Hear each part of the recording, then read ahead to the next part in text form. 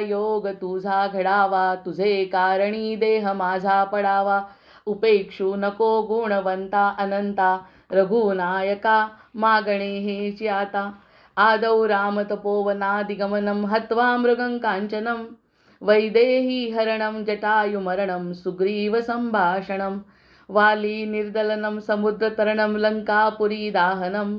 पश्चाद् रावण कुंभकर्ण हननम्, एतद्धि रामायणम्. आदिनारायणं विष्णुं ब्रह्मण्यं च वसिष्ठकम्.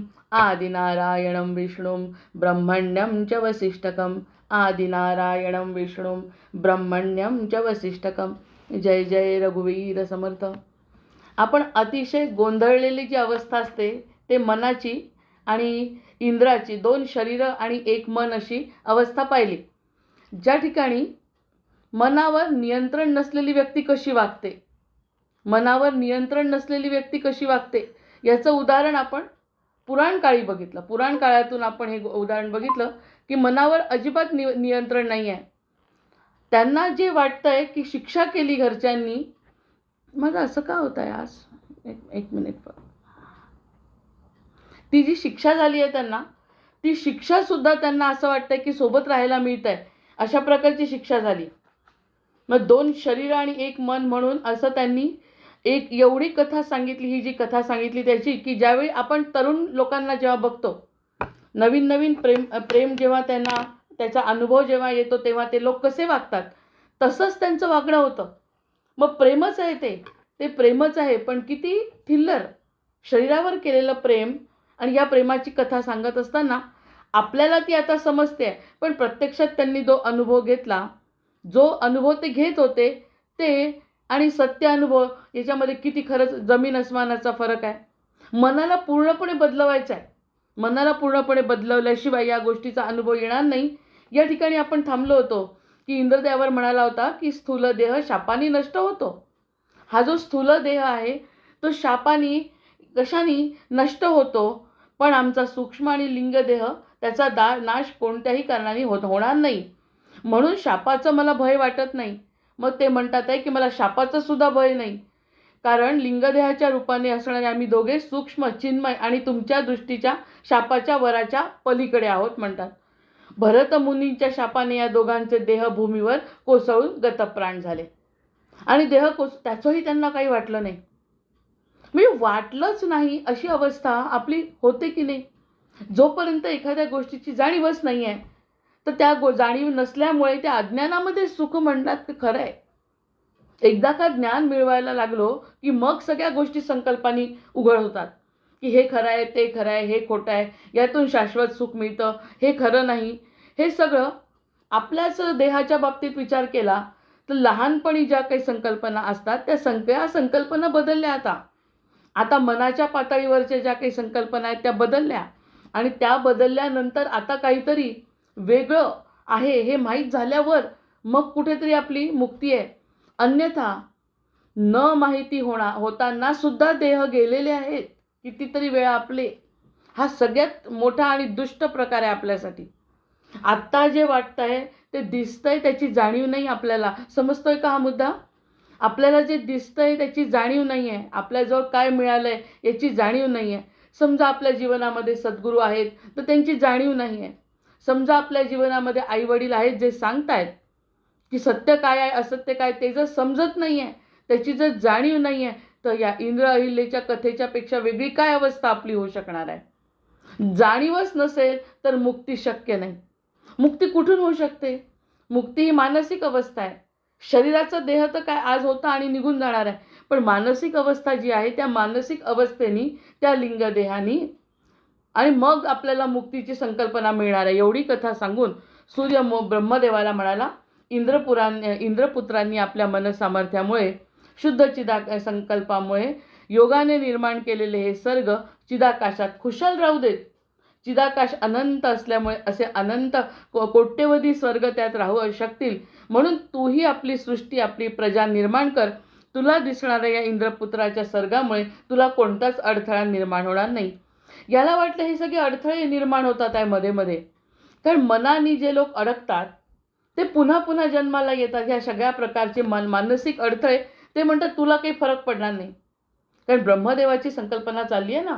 मग ब्रह्मदेवाच्या कारण आपण इतका कठीण विषय आहे हा, आणि त्याला आपण एकमेकांना जोडून घेतोय की मनाचा संकल्प आणि सत्यसंकल्प या दोन्ही गोष्टींमध्ये जेव्हा आपण विचार करतो तेव्हा आपल्याला त्यांची सुद्धा मनस्थितीचा विचार करायला पाहिजे, की जेव्हा निर्माता सुद्धा या सगळ्या गोष्टीचा विचार करतोय, मनाचं सामर्थ्य, मनोनाशाचा उपाय आणि मग चित्ताख्यान, यामध्ये खरंच सगळं येतंय. चित्ताख्यान, मनाचं सामर्थ्य आहे म्हणतात हे सगळं. आणि जे मनाने सामर्थ्यवान नसतील त्यांचं काय करायचं, ते त्यांच्या कशामुळे निर्माण होईल, त्यांच्या मनाच्या संकल्पामुळे ते निर्माण होत राहतील. तुझी जी मूळ संकल्पना आहे ती संकल्पना तुझी चालू राहू दे. कारण प्रत्यक्ष जर आता बघा, एखादा ज्ञानी आहे किंवा एखाद्याला एखादी गोष्ट समजते आहे आणि समजल्यानंतर ती गोष्ट तयार होत आहे, समोर तुमच्या दिसते आहे, आणि तरीसुद्धा त्याच्यामध्ये न रमता लोक अज्ञानाने पुन्हा पुन्हा जन्म घेत आहेत, कारण त्या संकल्पनेपर्यंत येतच नाही आहेत कोणी.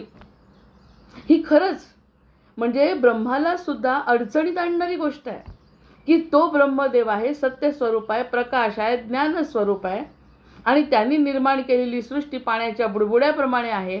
आणि त्या सृष्टीमध्ये मन जर रमत असेल, ज्यांचं कोणाचं मन रमत असेल, ते रमत असताना त्याच ठिकाणी रमतात आणि समजतही नाही. समजायच्या आतच त्यांचा मृत्यू होतो, आणि मृत्यू झाल्यानंतर ते पुन्हा कोणत्या तरी जन्माला येतात. कधीतरी त्यांचं होणार आहे हे सगळं दिसतंय, पण याला काही करता येत नाही. तर त्याच्यावरती उपाय सांगितला. ही काही अडथळा नाही आहे, ज्ञानी माणसांच्यासाठी हा काही अडथळा नाही आहे, हे प्रत्येकाचं.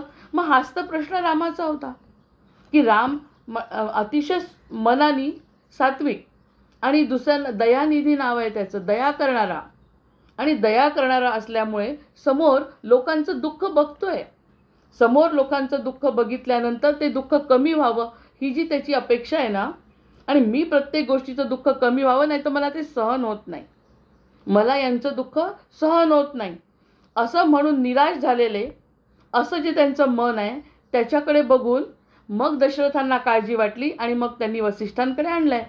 म्हणजे जे चांगले लोक आहेत, ज्यांना त्याचं सत्याचं ज्ञान आहे, ज्यांचं हृदय अतिशय विदीर्ण होतं, दुसऱ्यांच्या दुःखाला जे स्वतःला समजून घेतात त्यांचं दुःख, अशा लोकांना वसिष्ठांसारखे गुरु आता मार्गदर्शन करतात. तू रामा ह्या गोष्टीची काळजी करू नको. मग ब्रह्मदेवांना काय होत आहे, ब्रह्मदेव म्हणतात सत्यसंकल्प माझ्या मनात आहे, सत्यसंकल्पाची सृष्टी आहे. प्रत्यक्षात सृष्टी ही पाण्याचा बुडबुड आहे, पण त्या सृष्टीमध्ये रमणारे हे अगदी आईवडिलांनी सांगितलं की हे करू नको. स्वतःचा नवरा असून, स्वतःचा पती असून ती दुसऱ्याकडे आकर्षित झाली.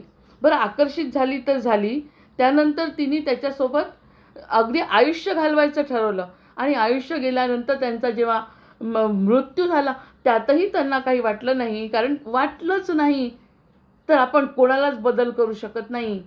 ही एक मोठा अडथळा आहे ना सत्यसंकल्पामध्ये. कारण सत्यसंकल्प वेगळा आणि असत्याची बाजू वेगळी, या दोन बाजूंना मध्ये आणण्यासाठी जाणीव आवश्यक आहे की नाही, ती जाणीवच नाही आहे. पटतोय हा मुद्दा? ती जाणीव असेपर्यंत, मनाच्या संकल्पनेवरती जोपर्यंत स्थिर असेल माणूस, तोपर्यंत ह्याला सत्यसंकल्पापर्यंत येताच येत नाही, कारण त्याचा अनुभव घेताच येत नाही.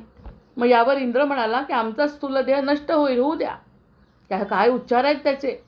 मग आई म्हणते अगं नुकसान होईल तुझं, मुलीला म्हणते. मुलांना वडील म्हणतात अरे तुझं नुकसान होईल बरं, हे योग्य नाही, यावेळी हे करणं योग्य नाही, आधी शिक्षण कर, त्यानंतर तू स्वतःचा संसार करण्यासाठी तुला आयुष्य मिळणार आहे. पण ते समजत नाही, धुंदी असते, आणि त्या धुंदीमध्ये चुकीची पावलं उचलली जातात, आणि चुकीची पावलं उचलून पूर्ण आयुष्य चुकीमध्ये घालवतात.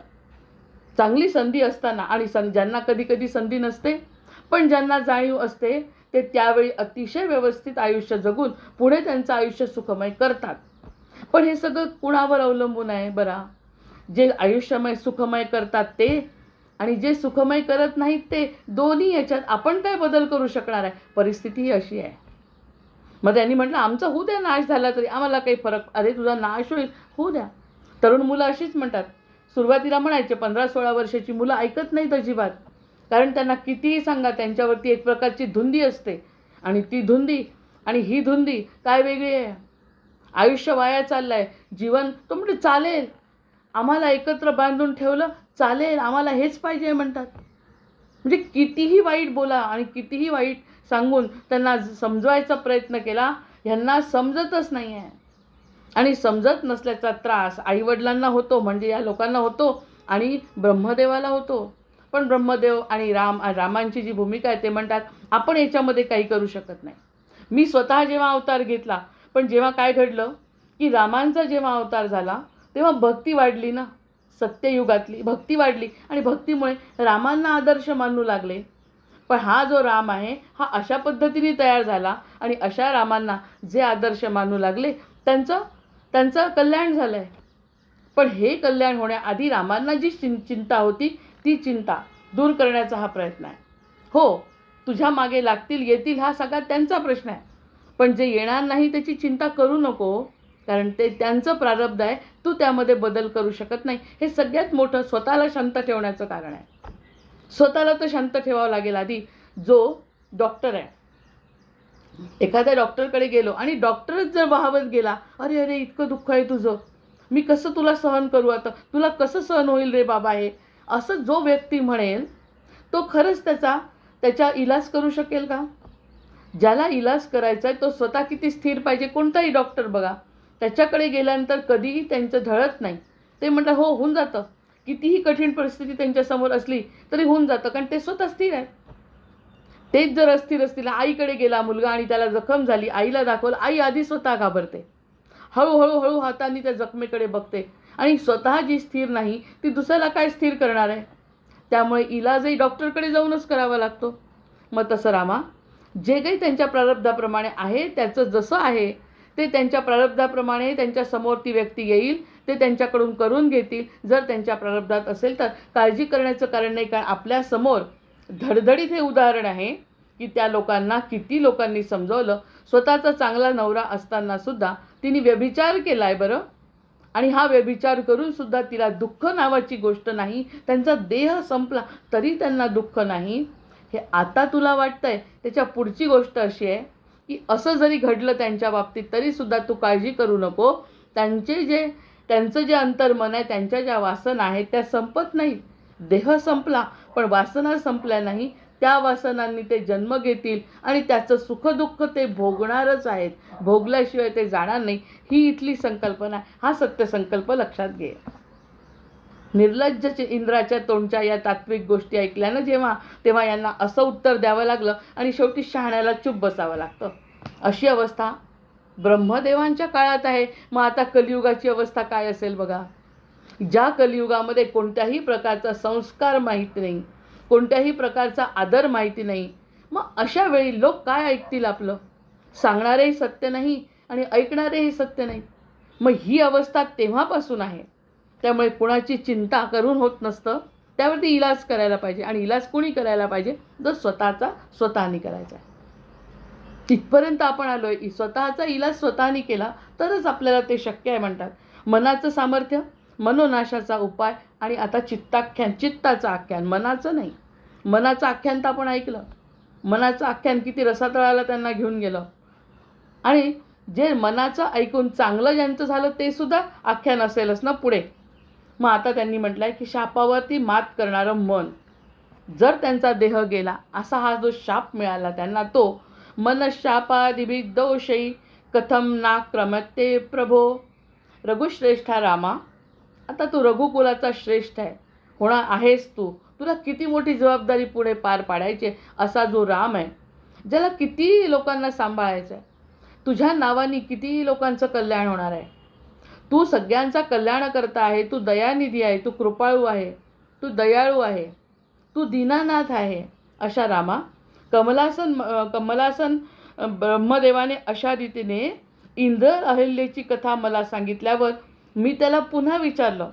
अशी विचित्र कथा मी ऐकली, जी ऐकल्यावर मी स्वतःच हादरलो. सांगितलं भगवान शाप मंत्र इत्यादीच्या शक्ती अमोघ आहेत, त्याचा परिणाम झाल्याशिवाय कधीही राहत नाही. मग जो शाप मिळतो की नाही त्याचा परिणाम होतो बरं. आपण शाप आणि उशाप ह्या तर गोष्टी सोडा, पण साधे सुद्धा शब्द जे आपण वापरतो ते सुद्धा फलद्रूप होतात सर्वसाधारण लोकांचे. म्हणतात ना की वास्तू ही सतत तथास्तू म्हणत असते, दिवसरात्र क्षणोक्षण तथास्तू म्हणत असते. एखादा असा शब्द तथास्तू ह्या वाक्यानी अगदी अमर होऊन जातो. अजून सुद्धा या एवढ्या प्रदूषणाच्या काळामध्ये असे अनुभव घेतात. तर मग आता हे जे आहेत ना शाप वगैरे वाणी, ते वाया जाणार नाही रामा.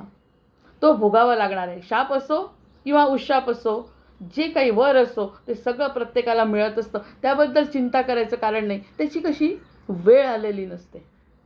आपल्याला असं वाटतं की दुःख यांच्या बाबतीत काहीच नाही, आपण दुःखी आहोत. पण या सगळ्या मनाच्या संकल्पना आहेत. दुःखाला काळाचं बंधन नाही. याच जन्मी होईल दुःख असं नाही, पुढच्या जन्मी भोगेल. कदाचित त्यांनी मागच्या जन्मी भोगलं नाही म्हणून या जन्मी तो सुख भोगतोय. ह्या कल्पना आपल्याला काहीच माहिती नाही रामा. त्यामुळे या सगळ्या संकल्पनांना दूर ठेव, मनाच्या संकल्पना बाजूला ठेव. आणि पूर्वी सांगितलं आहे आणि आता इंद्र अहिल्या यांच्या कथेच्या निमित्ताने त्या शक्ती निष्फल आहेत असे ठरवता. याचा अर्थ काय होतो? असा काहीही अर्थ काढू नको. शापाने किंवा मंत्र सामर्थ्याने बुद्धी भ्रष्ट होते, इंद्रिय नष्ट होतात, अधमयोनी प्राप्त होते, अशी कितीही तरी उदाहरणं पूर्वी घडली आहेत रामा. तुला माहिती नसतील पण मला माहिती आहे. सृष्टिकर्ता बोलतोय कुणाला? सृष्टिकर्ता बोलतो आहे वसिष्ठांना. वसिष्ठ कोण आहेत? वसिष्ठ रामांना तयार करतायत. त्यामुळे जुन्या गोष्टी सगळ्या सांगून, अनुभव सांगून, म्हणून आता एक नवीन परंपरा निर्माण झालेली आहे. आपल्या स्वतःची हिस्ट्री प्रत्येकजण सांगतंय. मी किती कष्ट केले, मी कसं माझं आयुष्य कठीण काढलं, हे सगळं सांगून दुसऱ्यांना एक प्रकारचे धडे मिळतात की बघा एवढ्या कठीण अवस्था आमची असूनसुद्धा आम्ही अशा प्रकारे वागलो. म्हणजे हे सगळे उदाहरणं कशासाठी आहेत रामा? मी का सांगतोय? ब्रह्मदेव का सांगतोय? की ज्यामुळे आपल्या सगळ्यांच्या मनामध्ये बदल होईल आणि आपण तशा तशा संकल्पना करू ज्या सत्याकडे नेणाऱ्या, असत्याकडे नेणाऱ्या कल्पना आता मनातून बाहेर काढून टाक. कोणत्याच कल्पना तुझ्या मनात येऊ नको. तू तुझं स्वतःचं कर्तव्य उत्तम केलं ना आत्मसाक्षीनी, की ते कर्तव्यच तुला तुझ्या गंतव्यस्थानापर्यंत नेणार आहे. शापाने नहुष राजा अजगराच्या जन्माला गेला. आता हा जो एक नहुष राजा आहे त्याला शाप मिळाला आहे. ह्या कथा खूप आहेत त्याच्यात. या कथा त्यांनी यात दिल्या नाही आहेत की त्याला अजगराच्या जन्माला गेला आणि आपल्या वंशालाच खायला उठला. नहुष राजा त्याला चांगला राजा होता. त्याला शाप मिळाला आणि अजगर झाला. अजगर झाल्यावर त्याचं खाण्याची वृत्ती आहे. तर त्यांनी आपल्या स्वतःच्या वंशाला खायला सुरुवात केली. म्हणजे जो समोर येईल त्याला खायला सुरुवात केली. प्रत्यक्षात आपली पिलीण आपली जी आई आहे म्हणजे पक्षाची आई पिल्लाला धक्कासुद्धा लागू देत नाही. मग आई ती खरी का हा नहुष खरा की जो स्वतःच्या वंशाला खातोय? याचं कारण काळ आहे ना मध्ये. ज्या काळामध्ये तो आहे त्या काळामध्ये तो शाप भोगतोय आता. आणि शाप भोगत असल्यामुळे त्याला हे समजतच नाही की आपण आपल्या वंशाला खातोय. मग त्याला त्याचं दुःख आहे का? दुःख आहे का त्याचं? समजलं तर दुःख आहे, नाही समजलं तर कसलं दुःख आहे? हा माझा मुलगा आहे असे तर कितीतरी सिनेमे आपण बघितलेत मधल्या काळामध्ये की पूर्ण आयुष्य त्याला सांभाळतो त्या मुलाला आणि शेवटी तो मुलगा सांगतो की मी तुमचा मुलगा नाही आहे. मग त्यावेळी त्याला होत आहे दुःख. म्हणजे जेव्हा तो त्याला सांभाळत असतो तेव्हा काहीच दुःख नाही त्याला, कारण त्याला माहितीच नाही. ज्या गोष्टीचे ज्ञान नाही त्या गोष्टीचा आपल्याला त्रास होत नाही, हा सरळ अर्थ आहे. हेच तर सांगायचं आहे मनाच्या गोष्टीला की मन ज्याच्यामध्ये असेल तर त्रास होतो, मन नसेल तर त्रास होत नाही. मग आता हा जो नहुष आहे तो नहुष अजगराच्या जन्माला आला. जसा गजेंद्र मोक्षामध्ये गजेंद्र झाला तो, असे शापानी जे होतात त्या शापाचे योनी भोगत असतात. भोगत असताना त्यांनी काय केलं की जो आपला वंश आहे त्या वंशाला खायला सुरुवात केली. मग शापाने पुण्यवान सुद्धा राजा राक्षस झाला आणि ब्रह्महत्येला प्रवृत्त झाला. आता इकडे दुसरा एक राजा होता पुण्यवान, सुदास नावाचा राजा. पुण्यवान राजा होता पण त्याला मिळाला शाप. काहीतरी चुकलं असेल आणि त्या चुकीची शिक्षा. म्हणजे ह्या सगळ्या भागवतातल्या गोष्टी आपण नंतर जर ऐकल्या त्याचे सगळ्यांचे संदर्भ लागणार आहे. पण सध्या संदर्भ आपल्याला गोष्टींचे घ्यायचे नाही आहे, संदर्भ आपल्याला मनाचे घ्यायचे आहे की मनामध्ये काय होतं. इंद्र अहिल्याच्या कथेमध्ये मनाची गोष्ट आपण ऐकली. या ठिकाणी सुदास चांगला राजा होता पण त्याला सुद्धा शाप, त्याला तो राक्षस झाला आणि त्यांनी ब्रह्महत्येला प्रवृत्त झाला, ब्रह्महत्या केली. मग ब्रह्महत्येला गंधर्व धृतराष्ट्राच्या जन्माला जाऊन त्याने आंधळेपणाचे दुःख भोगले. नंतर त्यांनी आंधळेपणाचं सुद्धा दुःख भोगलं. हे सगळे आधीचे जन्म सांगतात आहे. मग हे सगळे असे जुन्या गोष्टी, या सगळ्या उदाहरणावरून शापाने शरीरावर आणि मनावर परिणाम झाला. त्यांच्या शापाने शरीरावर मनावर परिणाम झाला व यावरून मन आणि देह यांचे ऐक्य आहे असेच दिसून येते. देह त्याच्या सोबत असतो आणि तो मनाने सुद्धा त्यात ते भोगतो. त्याच देहामध्ये ते भोगतो, पण त्याला समजत नाही रे रामा की आपण काय भोगतोय. हा मुद्दा येतोय का लक्षात? थोडासा कठीण आहे की तो म्हणतोय की शापानी ते देह आणि मन अशा प्रकारचं एकत्र येतं आणि मनाला वाटत नाही, तो शाप भोगत असताना सुद्धा मागच्या जन्मीचं काही आठवत नाही त्याला. त्याच्यामुळे त्या सगळ्या गोष्टी तो भोगतो. जसं तिळामध्ये तेल, अग्नीमध्ये उष्णता, तसं देहामध्ये मन असतं असं म्हणावं लागेल. अगदी तसंच देहामध्ये मन, या देहाला इतकं चिकटलंय, मन इतकं चिकटलंय या देहाला, आपल्याला असं वाटतच नाही की आपण आत खूप मागच्या जन्मीचा प्रवास करून आलोय. असं वाटतं हा जन्म आणि हा देह हा माझाच आहे. ही त्याची वैष्णवी माया आहे भगवंताची. त्यामुळे त्याला असं वाटतं हे जे आत्ता मिळालंय ते जे माझं मन आहे ना, ते मन म्हणजे तो देह एकच आहे. जर मनाचा नाश झाला तर देह नष्ट होतो. मनाचा नाश झाला तर देह नष्ट होतो, तर देहाचा नाश झाला तर मनही नष्ट झाले पाहिजे. जर तुम्ही सोबत आहे एकमेकांच्या, आता एक प्रूफ देतात आहे. जर तुमचा देह नष्ट झाला, मनाचा नाश झाला तर देह नष्ट होतो, तर देहाचा नाश झाला तर मन नष्ट झालं पाहिजे. आता या ठिकाणी त्या भस्मांवरती आपण एक जेव्हा चर्चा केली होती, भस्म, महादेवाचं भस्म. महादेव आता सध्या श्रावणाचा महिना असल्यामुळे आपण विचार केला होता की महादेव भस्म जे लावतो ते कुणाचं लावतो, कुणाच्या शरीराचं भस्म तो लावतोय, प्रत्येकाचं नाही. जिथे सगळ्यांनी मणिकर्णिका घाटावर ज्यांचे देह जळले त्या सगळ्यांच्या भस्म भगवंत लावत नाही. ज्या ठिकाणी त्यांनी म्हटलं की मृत्यू आला आहे पण श्वास शिल्लक आहेत, पण मनाची निवृत्ती ज्यांची झाली ते त्यांचं भस्म भगवंत लावतात. मनाची निवृत्ती झाली नाही आणि देह गेला तर त्याची चिता होऊन आपले पंचमहाभूत त्यामध्ये विलीन होतात. ही संकल्पना आहे. म्हणजे मन मरत नाही. मन ज्याचं मेलं, मन ज्या ठिकाणी संपलं, भावना ज्यांची संपली, संकल्पना ज्यांची संपली, त्याच्या बाबतीत त्याचा जो देह आहे ना, त्याचा देह कारणी लागला. कारण जेवढ्या पुरता वापरायचा आहे देह तेवढा वापरला आणि नंतर त्याच्या मनाने तो मुक्त झाला. देह तर मुक्तच होणार आहे. कारण देह कशाचा आहे? पंचमहाभूतांचा आहे. पंचमहाभूतांचा बनलेला हा जो देह आहे, तो देह या ठिकाणी संपवून आपण वर जाणार आहे. वर जाणार, खाली जाणार, ही जी काही संकल्पना आहे ती, पण ती देह तर संपणार हे निश्चित आहे. पण त्याच्यासोबत जर त्याचा जो अंतसूक्ष्म मन आहे, अंतःकरण, त्या अंतःकरणामध्ये जर भावना वासना असतील तर बाकी त्याला पुन्हा जन्म घ्यावा लागेल. कारण त्याला देह लागेल त्या वासना पूर्ण करण्यासाठी. देह वेगळा पण वासना त्याच आणि देह वेगळा असा तो जन्म घ्यावा लागतो. कारण त्याचा देह अपुरा पडला पण त्याची जी कर्म आहे ते पूर्ण व्हायचे राहिले, म्हणून त्यांनी तो पुन्हा जन्म घेतला. मग त्यावेळी भगवंत त्या ठिकाणी त्याचं भस्म लावत नाहीत, कारण याचा वासना देह अजून शिल्लक आहे. ज्याच्या पूर्णपणे वासना संपल्या त्याचा देह संपला, तो अध्यायच संपला पूर्ण.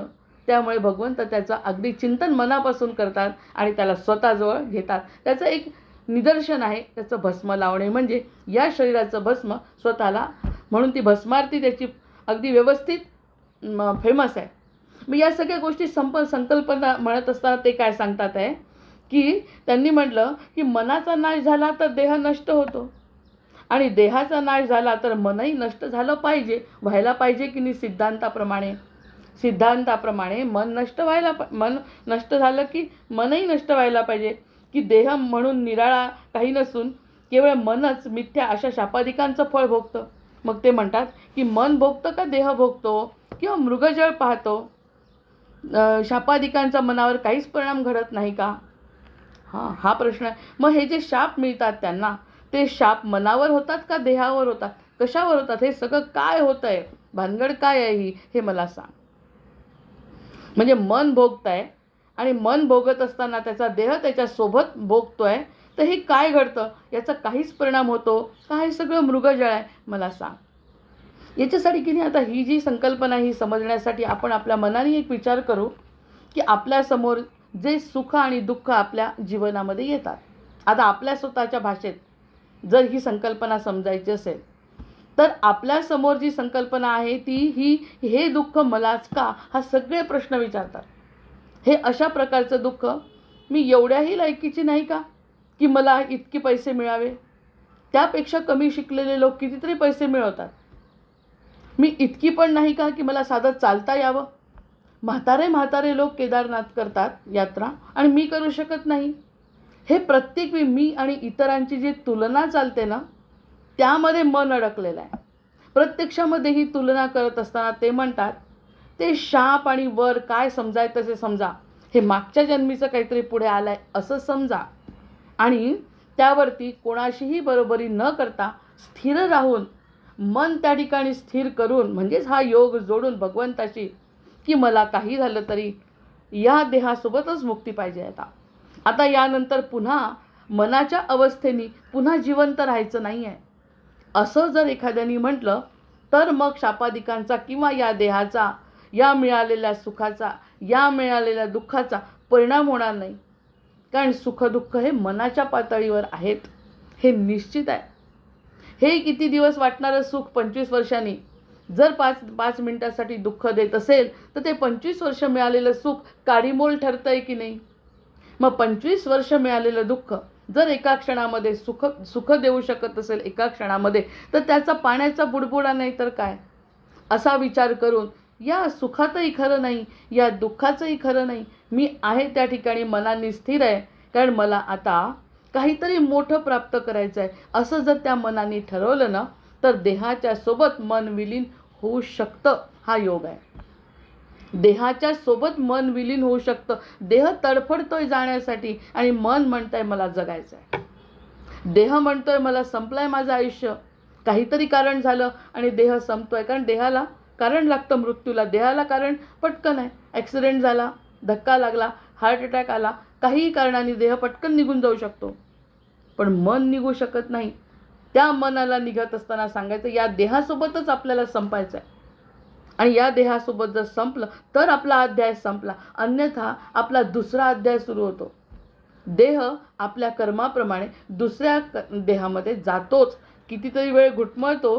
ही तर संकल्पना खूप स्पष्ट झाली आहे. आता आपण लहान लहान मुलं जेव्हा कोणत्या वाईट अवस्थेमध्ये बघतो, त्यांच्या शारीरिक व्याधींनी ग्रस्त दिसतं, तेव्हा ते मागच्या जन्मीचंच काहीतरी त्यांचं राहिलेलं असतं हे पण दिसतं. लहानपणी वेदवाक्य सांगणारे मुलंसुद्धा दिसतात, हे सुद्धा मागच्या जन्मीचंच त्यांचं कर्म दिसतं. मग या सगळ्या गोष्टींचा विचार आता तरी किमान या कलियुगात आपण करता आला पाहिजे. हे ब्रह्मदेवांचं वाक्य आहे. ब्रह्मदेव त्यावेळी समजावून सांगतात आहे, मन आणि देह सोबत चालले पाहिजे. देह पुढे जातो आणि मन मागे राहतं, मग त्या मनाला पुन्हा पुन्हा या जन्मामध्ये यावं लागतं. मग आता शरीर आणि मन यांचा परस्पर भिन्न स्वभाव आहे म्हणतात. आता एक मोठं टायटल आहे, शरीर आणि मनाचा स्वभावच भिन्न आहे. रामा, यावर ब्रह्मदेवांनी उत्तर दिलेलं कसं आहे त्यांनी सांगितलं ना, शापादिकांचा मनावर काही परिणाम घडत नाही का. तर मग ते म्हणतात, रामा, ब्रह्मदेवापासून ते वृक्षादी स्थावरांपर्यंत सर्व प्राण्यांना 2 शरीरे असतात हे मान. ते त्या काळी त्यांना सांगितलं आहे. आपण आत्तासुद्धा अनुभव घेतला तर एक मन आपलं म्हणत असतं आणि एक मन आपल्याला थांबवत असतं कोणतीही कृती करत असताना. चांगली करो किंवा वाईट करो, प्रत्येक वेळी आपल्याला 2 मनांचा अनुभव येतो. जर थोडं शांतपणे विचार केला तर आपल्याला 2 मनांचा अनुभव येतो. हा अनुभव ते सांगायचा प्रयत्न करतात. हे कलियुगातलं आहे, कारण कलियुगामध्ये खूप अनुभव घेतले, कितवा जन्म आहे आपल्याला माहिती नाही आहे. त्याच्यामुळे आपण खूप जन्मांचे अनुभव घेतल्यामुळे आता कुठेतरी सद्गुरू कृपेने कळतं की 2 आवाज आहेत, जे त्या इंद्राला आणि अहिल्याला कळले नाही. कारण सुरुवात आहे, कोणत्याही गोष्टीची सुरुवात असते त्यावेळी लोकांना कळत नाही. मग रामा, यावर ब्रह्मदेवाने दिलेलं उत्तर एक, ब्रह्मदेवापासून ते वृक्षादी स्थावरांपर्यंत सर्व प्राण्यांना 2 शरीरे असतात. मनोरूपी शरीर हे पहिलं, ते सर्वदा चंचल आणि कोणतंही कार्य लवकर करणारं असतं. मनोरूपी मन आहे, पटकन चंचल कार्य आहे. आणि दुसरं असतं जे स्थूल, ते जे स्थूल आहे हाडामासांचं शरीर, ते जड आहे आणि स्वतःहून काही न करू शकणारं असतं. ते स्वतःहून काही करू शकत नाही. हाताला जरी वाटलं तरी हात स्वतःहून काहीच करणार नाही जोपर्यंत मनाने इंद्रियांनी त्याला सांगितलं नाही की तुला हे करायचं आहे, हे तुला वाचायचं आहे, हे तुला पाहायचं आहे. मग हा जो कर्माचा नियम आहे तो देहाला लागू नाही आहे, तो मनालाच आहे. दुसरं स्थूल हाडामासांचं आहे ना, तर स्वतःहून काही करू न करणारे असतं. या स्थूल देहाशी सर्वाचं तादात्म्य असतं. पण तादात्म्य म्हणजे आपुलकी जी असते ना, ती या स्थूल देहाशी असते. समजत नाही म्हणजे अजूनही समजलाय अशातला भाग नाही. पण देह हा आपला खरा आहे आणि मी म्हणजे देह आहे. मी म्हणजे हाच देह आहे हेच सगळ्यांना खरं वाटतं. हा स्थूल देह म्हणजे मी. हे जे काही देहाने चाललंय ते सगळं मी आहे असं सर्वजण मानतात. त्याच्यावर मंत्र, शाप, तसं चेटूक, जारण मारणाचे वाममार्गी प्रयोग यांचा परिणाम होतो. ह्या देहावरती या सगळ्या गोष्टींचा परिणाम होतो. म्हणजे देहाला जे रोग होतात ते होतात कारण की त्याच्यावरती परिणाम होतो. हा हाडामासांचा देह मुक्यासारखा दुबळा, दीन आणि कुठल्याही क्षणी नष्ट होणारा क्षणभंगूर असतो. कोणत्याही क्षणी नष्ट होऊ शकतो हा देह. कारण देह इथूनच घेतला आहे, इथलंच मटेरियल आहे, इथे कोणत्याही क्षणी जाऊ शकतो. भलेही आपल्याला वाटतं की 100 वर्ष टिकतोय, पण त्या क्षणाचा भरोसा नाही आहे. एका क्षणामध्ये तो निघून जाऊ शकतो. कमळाच्या पानावर पडलेला पाण्याचा थेंब जसा चटकन घरंगळतो तसा हा शरीराचा काही भरोसा नसतो. तितकंच लवकर तो घरंगळू शकतो. पण मन मानतं की आपण अमरपट्टा घेऊन अगदी अमर होऊन आलेलो आहे, कारण देहावर आपला खूप विश्वास आहे. मन अदृष्ट म्हणजे दैव, शासनकर्ता राजा आणि पालन करणारे मातापिता यांच्या अधीन याचं अस्तित्व असतं. या देहाला मातापित्यांकडून मिळालेले सगळे जे गुण आहेत त्या गुणांमध्ये प्रमाणे राहावं लागतं. आता रोगसुद्धा मातापित्यांपासून आलेले असतात. आपल्या DNA मध्ये ज्या काही गोष्टी आहेत, बुद्धिमत्तासुद्धा मातापित्यांकडून आलेली असते. संस्कारसुद्धा मातापित्यांकडून आलेले असतात. हे सगळे देह कॅरी करतो ह्या सगळ्या गोष्टी. या देहामध्ये त्यांचे सगळे गुण चांगले किंवा वाईट आपल्याला बघायला मिळतात. आणि हे सगळं त्यांच्या अधीन अस्तित्व आहे. कोणाकोणाच्या? शासनकर्त्यांनी जसं ठेवलं तसं पालन करणारे मातापिता आणि अदृष्ट न दिसणारं दैव सुद्धा आपल्या या देहावर कार्य करीत असतं. राजा, लक्षात ठेव. मला कितीही वाटलं की हिमालय चढून जायचं आहे, पण माझं जर कर्म मागच्या जन्मीचं कर्म नसेल, माझ्यामध्ये तेवढी ताकद नसेल, शासनकर्त्यांनी दिली नसेल, मातापित्यांनी दिली नसेल, तर हा देह ती गोष्ट करू शकणार नाही आहे. कारण देह या 3 गोष्टींवरती अवलंबून आहे. मातापित्यांनी दिलेलं, नंतर शासनकर्ता राजा आणि दैव आपलं मुळात स्वतःचं. हे तर सगळ्यात महत्त्वाचं आहे. मातापिता तरी एक वेळ नंतरचे आहेत कारण त्यांचा परिणाम थोडा कमी आहे. पण दैव काय म्हणतं? हुशार मातापित्यांचे मुलं काय होतात आणि अगदी मठ्ठ मातापित्यांचे मुले काय होतात, हे सगळं स्वतःच्या दैवावर अवलंबून आहे. देहाच्या संदर्भात विचार केला तर इतकं हे नश्वर आहे, इतकं अवलंबून आहे. आणि तरी आपण म्हणतो हे करू आणि ते करू, कर्मावरती विश्वास ठेवतो.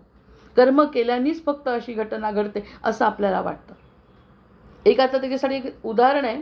ते उदाहरण या ठिकाणी स्पष्ट बसतंय. एक ब्राह्मण होता. कृष्ण आणि अर्जुनाच्या काळात ब्राह्मण होता आणि त्याला 1 नव्हे, 2 नव्हे, 3 नव्हे, 4 नव्हे, 8 नव्हे, 9 नव्हे, 9 मुलं झाली. आणि 9 मुलं झाल्या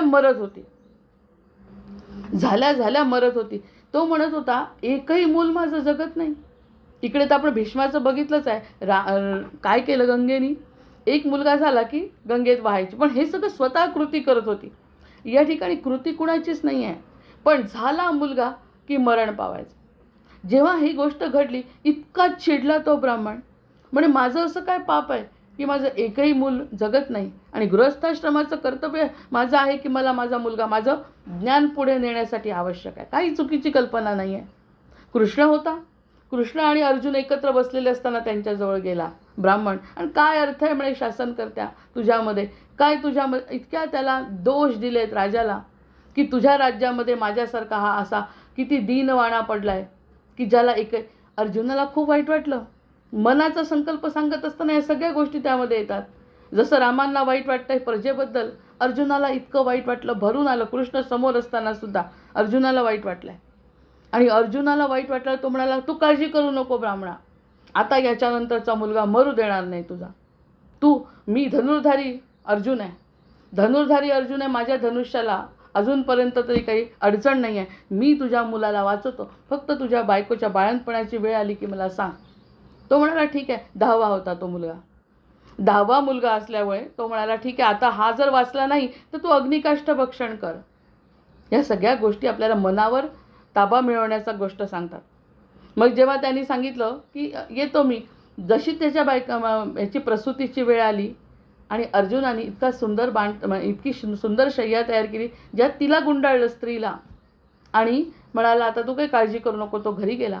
मुलाचा जन्म झाला. मुलाचा जन्म झालेला दिसला. मुलगा आतापर्यंत मरून तरी पडत होता, आता तर तो सशरीर स्वर्गात गेला.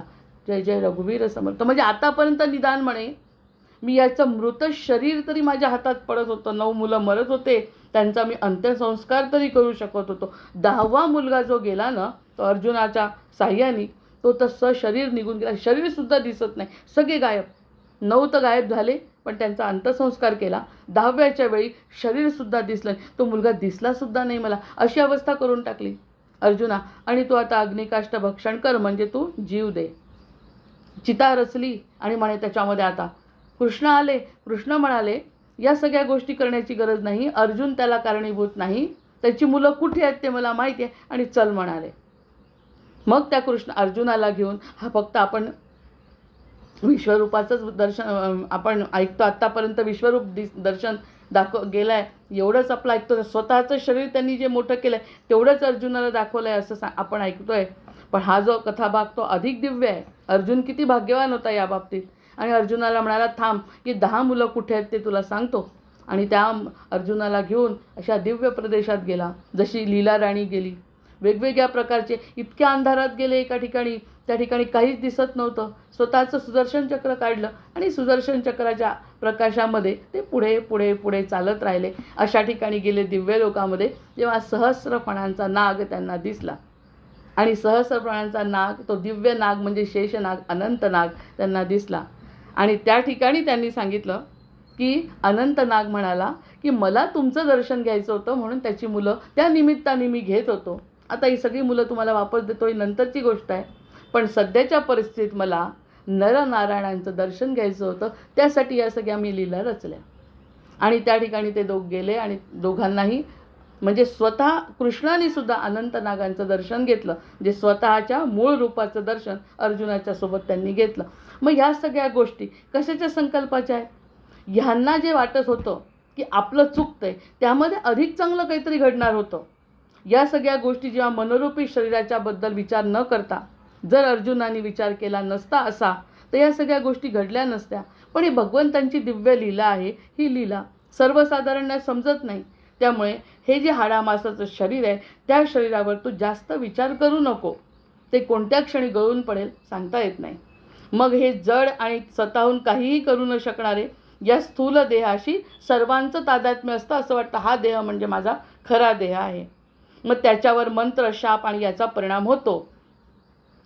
या शरीराचा काही भरोसा नसतो. उलट अदृश्य म्हणजे दैव, शासनकर्ता, राजा आणि पालन करणारे माता पिता यांच्या अधीन असतो रे तो. या अधीन असल्यामुळे या सगळ्या गोष्टी त्याला असं वाटतात की आपण काहीतरी करतो. प्रत्यक्षतः ही देहाची कमतरता सुद्धा कळायला पाहिजे. देहाला अमरत्व प्राप्त झालंय असं जे वाटतात त्यांना ही देहाची कमतरता लवकर समजली पाहिजे.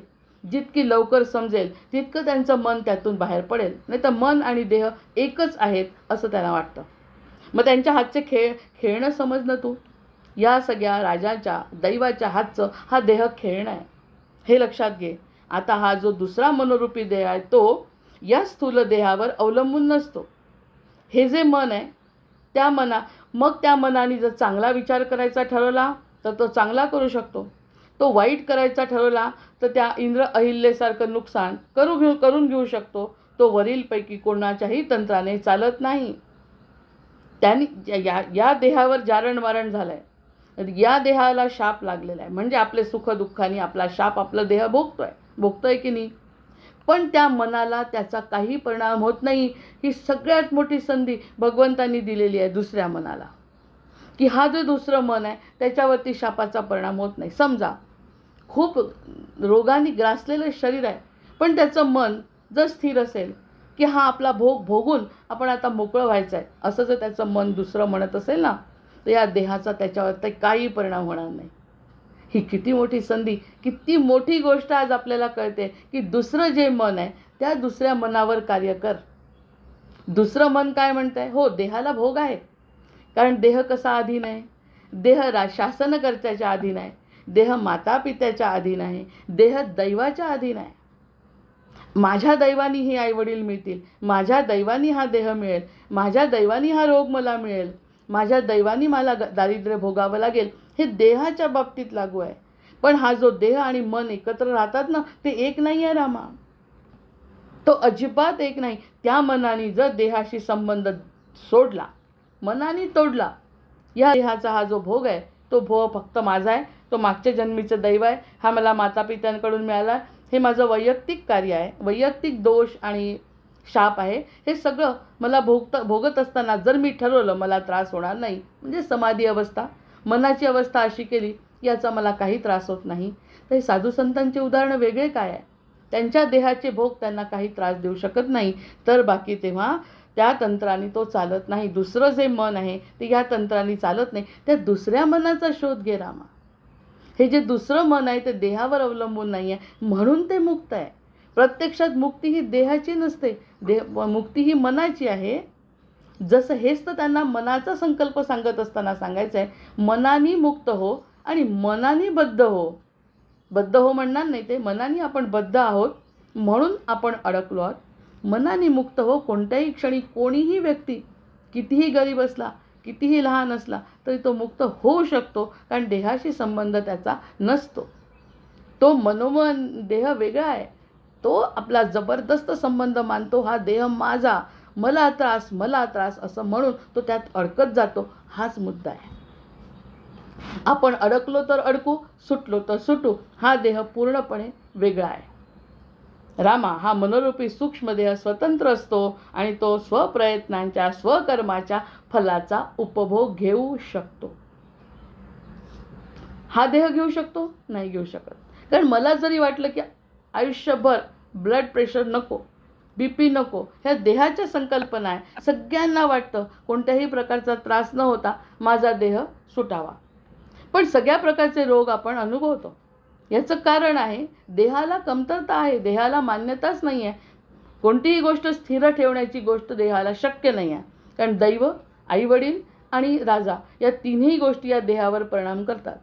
पण आतलं जे मन आहे ते मन बाकी ह्याला संबंध जोडल्यामुळे देहाचं वाटतं प्रत्यक्षात ते मुक्त आहे, त्याला कोणताही रोग नाही असं ते मानू शकतं. म्हणजे मानसिक आपण या ठिकाणी त्याचा भोग घ्यायचा आहे. यथा यथा असौ यतते मनोदेह हि देहिनाम तथा तथा असौ भवती स्वनिश्चय फलैक भाग. मग अशा प्रकाराने जर तो स्वतः विचार करून शुद्ध भावनेने प्रयत्नांची कास धरेल. प्रयत्नांची कास कुठे धरायची आहे? देह माझा नाही, देहाच्या संबंधित मी खरा नाही, देहाच्या आतमध्ये असलेला हा जो माझा मनोमय कोश आहे त्या कोशामध्ये जर मी विचार केला तर माझी मुक्ती शक्य आहे, अन्यथा ती मुक्ती शक्य नाही. म्हणून तर शाप, मंत्र, प्रयोग इत्यादींचा त्याच्यावर यत्किंचितही परिणाम होणार नाही. आता अष्टावक्र गीता आपण वाचतो, त्या ठिकाणी 8 ठिकाणी वाकडा, इतकं त्याला लोक हसत होते. देहाला हसणारे लोक आहेतच, इतके हसणारे. आणि अष्टावक्र गीता नाव इतरांचं भलं करणारे, कल्याण करणारे अष्टावक्र आहेत. मग या देहाचा संबंध त्यांनी देहाशी न जोडता त्यांनी आपला परमात्म्याशी संबंध जोडून जे त्यांनी त्याचं कल्याण केलं, आणि मनाने जोडून, मन म्हणजे देह माझा असं समजून जे अहिल्या आणि इंद्राचं झालं ते बघा. आणि असे देह न मानता स्वतःचं कल्याण करून घेणारे आणि इतरांचं कल्याण करून घेणारे जेव्हा लोक बघतील तेव्हा 2 प्रकारचे मन आणि कोणत्या मनावर आपलं राज्य असायला पाहिजे हा स्थिर विचार जो करेल, अशा धैर्यशाली स्वतंत्र असं हे मन आहे. कौतुक करायला पाहिजे आता, असं हे धैर्यशाली मन आहे, माझं धीर धरणार आहे. धैर्य त्याच्या मनामध्ये आहे. कशाच्या? जे घडलं ते उत्तम आहे, ते धैर्याने मी सामोरं जातो, स्वतंत्र आहे. आतापर्यंत परतंत्र समजत होतो, देहावर अवलंबून असलेलं, इतरांवर अवलंबून असलेलं, सृष्टीवर अवलंबून असलेलं आपलं मन ते स्वतंत्र आहे कळलं. मनामध्ये शापाने कोसळलेली आपत्ती, देहदंडन इत्यादीचा प्रवेश होऊ शकणार नाही, ही गॅरंटी घेतली आहे. असं जर त्यांनी मानलं, कारण ह्याच्यावरती मी मुद्दाम एवढाच फोकस केला आज, कारण मन 2 प्रकारचं आहे. एक प्रकारचं मन जे वैष्णवी मायेनी आपण देहाला जोडून ठेवलंय, ते मन जर जोडून राहिलं तर आपलं कल्याण होऊ शकत नाही, कोणाचंच होऊ शकत नाही. आणि जे स्वतंत्र, धैर्यशाली आणि आपलं स्वतंत्र असं व्यक्तिमत्व मन आपलं जे आहे, ते मन आपल्या देहाला काहीही करायला सांगू शकतं. त्या मनावर जर आपण केंद्रित केलं तर आपली कोणतीही आपत्ती, बघा म्हटलंय त्यांनी, शाप दिलाय कोणीतरी, माझी चूक नाही पण माझ्यावर कोणीतरी शाप दिला, ते शापसुद्धा, आणि कोणतीही आपत्ती, देहदंडन, आईवडिलांकडून आलेले गुण, सगळं सगळं, राजाचं शासनाचा शाप, दुःख, दारिद्र्य, शोक, चिंता, भय, हे सगळं सगळं एका पारड्यात, आणि दुसऱ्या पारड्यामध्ये माझं स्वतंत्र मन, असं जर ठेवलं तर त्या स्वतंत्र मनामध्ये ह्याचा परिणाम होणारं जे व्हॉल्व आहे, जी एक आता काय म्हणतो आपण त्याला कुपी, त्या कुपीमध्ये या नकारात्मक विचारांचा जर प्रवेश झाला नाही तर जीवाचं कल्याण निश्चित आहे. जय जय रघुवीर समर्थ. उत्पत्ती प्रकरण आपलं सुरू आहे, त्याच्यातला हा भाग आहे जो यथा यथा असौ यतते मनोदेहही देहिनाम यथा यथा तथा असौ भवती स्वनिश्चय फलैक माग. हा सगळ्यात महत्त्वाचा भाग या ठिकाणी आपला आज झाला. आज या ठिकाणी थांबते. भर्जनं भवबीजानामर्जनं सुखसंपदां तर्जनं यमदूतानां राम रामेति गर्जनम् आवाहनं न जानामि तवार्चन पूजां चैव न जानामि क्षम्यतां परमेश्वर क्षम्यतां परमेश्वर. जय जय रघुवीर समर्थ.